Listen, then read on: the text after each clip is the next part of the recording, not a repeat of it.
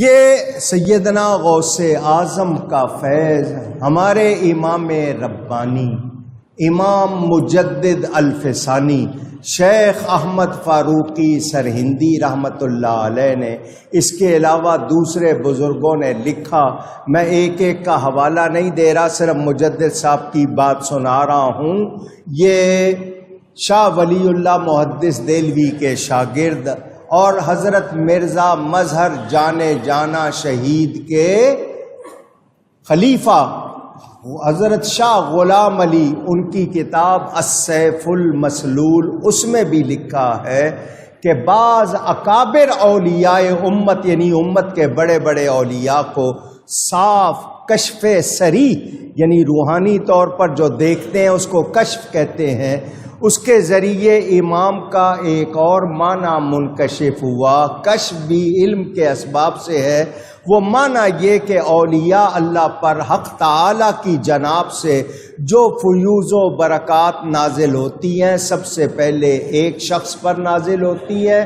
اس خوش نصیب کی برکت سے دوسرے اولیاء جو زمانے کے اپنی اپنی استعداد صلاحیت کے مطابق فیض حاصل کرتے ہیں، اس کی وساطت اور وسیلے کے بغیر کوئی شخص درجہ پا سکتا نہیں. اقطاب ہوں، انجاب ہوں، نجبا، ابدال، نقبا، اولیاء جتنی قسمیں ہیں سب اس کے محتاج ہوتے ہیں.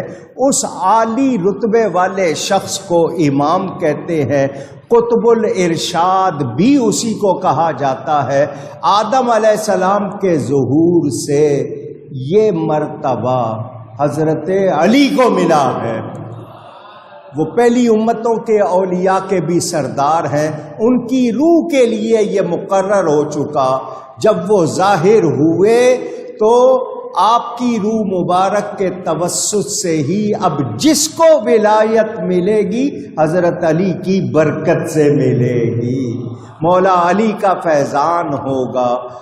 حضرت علی کے بعد یہ منصب آیا امام حسن مجتبیٰ، ان سے آیا امام حسین کو، ان سے آیا امام زین العابدین کو، ان سے امام محمد باقر کو، ان سے امام جعفر صادق کو، ان سے امام موسیٰ کاظم کو، ان سے امام علی رضا کو، ان سے امام محمد تقی کو، ان سے امام علی نقی کو، اور ان سے 11ویں امام حسن عسکری کو یہ درجہ ملا.